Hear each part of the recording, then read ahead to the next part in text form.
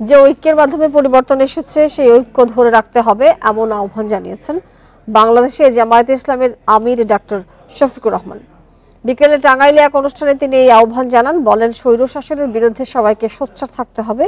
এদিকে সকালে মুন্সিগঞ্জে দলটির ইসলামীর সেক্রেটারি জেনারেল মিয়া গোলাম পারওয়ার বলেছেন, সনাতন ধর্মাবলম্বীদের আওয়ামী লীগ উস্কানি দিচ্ছে আর ফ্যাসিবাদের বিদেশি বন্ধুরা প্রতি বিপ্লবের ইন্ধন দিচ্ছে। এসব অনুষ্ঠানে বৈষম্য বিরোধী আন্দোলনে আহত ও শহীদ পরিবারকে সহায়তা দেওয়া হয়।